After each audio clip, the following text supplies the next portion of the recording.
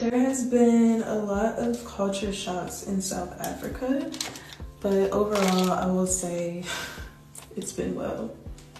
So my first culture shock when I arrived in South Africa was how the grocery stores are in malls. So my Americans that are watching, like if you wanted to go to Macy's, you'll probably end up in like CVS, Publix, Kroger. Like the shopping centers are also grocery stores. So if I wanted to go grocery shopping, I'm basically going to the mall. Another culture shock for me is the patience with the Ubers.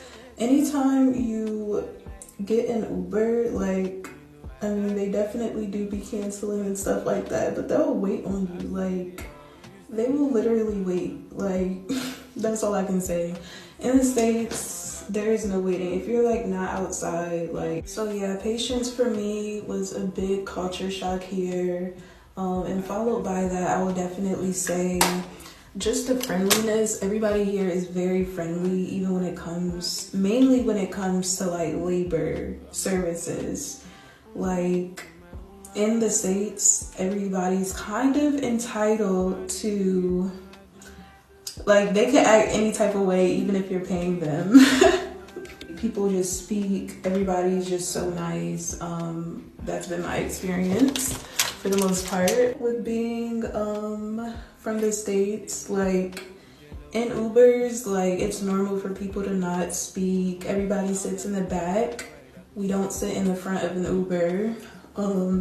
So here, everybody's just super friendly. Like when you even get in an Uber, like people actually make conversation. With that type of culture here, it's definitely shaped me to be more outspoken and nice to people that are doing services. That sounds so bad, but like I remember my first experience coming here and me going out to the lounges, the clubs. Mainly the clubs is where I'd see this, and everybody like had balloons.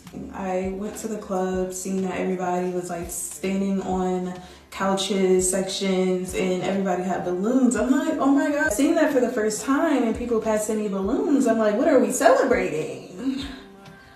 I'll take the champagne. But nah, y'all, they actually just use balloons and like smoke helium out of it and get high. But you know, that's probably obvious to a lot of people, but for me, that was like a culture shock because we don't do that. Like in the States, you partying, coming from Atlanta, nobody's sitting there with balloons and smoking, getting high. Like we don't be doing all of that. There's a lot of Nigerian men here, and that was a culture shock for me. Like that was for sure a culture shock because not that I wasn't expecting any Nigerians to be here. I'm like, you are in Africa, like what do you expect?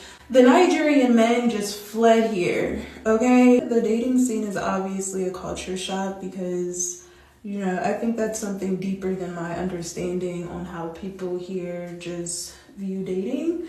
And that's definitely another topic. It's a time, a place, and an episode, a podcast episode.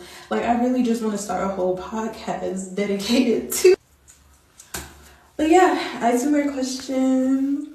So imagine packing your bags, flying across the world, and landing in South Africa, thinking you know exactly what to expect, only to find out you don't. That's exactly what happened to an African-American woman living in Cape Town, who went viral for sharing her culture shocks as an American in South Africa. And trust me, some of these are hilarious, some surprising, and some actually make you think about how different everyday life is across the globe. The first big shock she talked about was grocery shopping. Now in the US, grocery stores are usually separate buildings. You drive to Publix, Kroger, CVS, maybe Walmart. But in South Africa, your grocery store is in the mall. Yes, you heard that right. You want milk and bread? Well, guess what? You're also walking past clothing stores, electronics, maybe even a movie theater. She said it felt like if Macy's suddenly turned into your local supermarket. For her, that was a major adjustment. Then there's the Uber situation, and this one had me laughing because she nailed it. In the States, if you order an Uber and you're not outside in 30 seconds, that driver is peeling off. They do not wait. But in Cape Town, Uber drivers actually wait for you. Sometimes they'll cancel, sure, but for the most part, they're patient. She was shocked because back home, lateness means you're stranded. Here, it seems like drivers give you a bit more grace.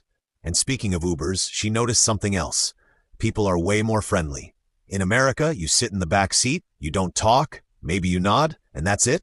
But in South Africa, people will strike up full-on conversations. Drivers chat, passengers chat.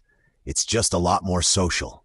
She said that level of friendliness has even rubbed off on her, making her more open to speaking with people who provide services.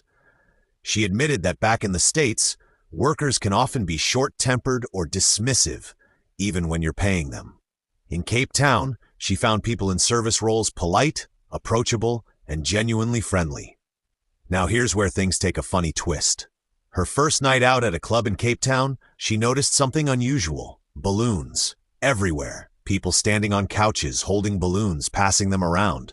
And she thought, wow, what are we celebrating? Is this a champagne thing? Nope.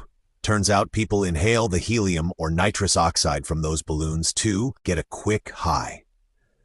She said this was totally foreign to her because in Atlanta, where she's from, that's not part of the party culture. For her, it was a real what is going on here moment. And of course, she couldn't ignore the dating scene. One of her biggest shocks was the number of Nigerian men in South Africa. She said she hadn't expected that many Nigerians in Cape Town, but then she laughed at herself like, girl, you're in Africa. What did you expect? She even said the dating culture as a whole is something she doesn't fully understand yet. She hinted that it could fill an entire podcast episode on its own. Different dynamics, different cultural expectations. It's a whole world of its own compared to dating in the US. But maybe the biggest takeaway from her reflections wasn't just the quirks of grocery stores, patient Uber drivers, chatty strangers, or balloon-filled clubs. What stood out was how living in South Africa has shifted her perspective. She said the friendliness here has actually shaped her to be more open and kind to people she interacts with. It's one thing to notice differences, but it's another to let those differences actually change you. And that's powerful. So what do we learn from her experience? Travel, and especially living abroad, doesn't just show you new ways of life. It makes you reflect on your own. Things you thought were normal suddenly seem unusual, and things that felt foreign at first can become your new normal. This African-American woman's story is such a great reminder that culture shocks aren't just funny little quirks. They're lessons in how diverse, rich, and interconnected our world really is. And honestly, her honesty makes it even better. She didn't sugarcoat it. She shared the good, the weird, and the moments that left her completely confused. But through it all, her message was clear. Overall, her time in South Africa has been good. Different, yes. Sometimes surprising, definitely, but good. So whether it's buying groceries in a mall, chatting up your Uber driver, or wondering why everyone in the club has balloons, one thing's for sure. Living in another country will challenge everything you thought you knew about everyday life. And in her case, it's given her stories worth sharing, laughs worth having, and experiences that will stick with her long after her time in Cape Town. If anything, it shows that culture shocks aren't something to be scared of.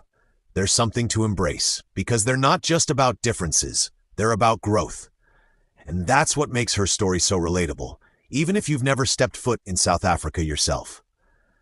So next time you travel, don't just look for the similarities.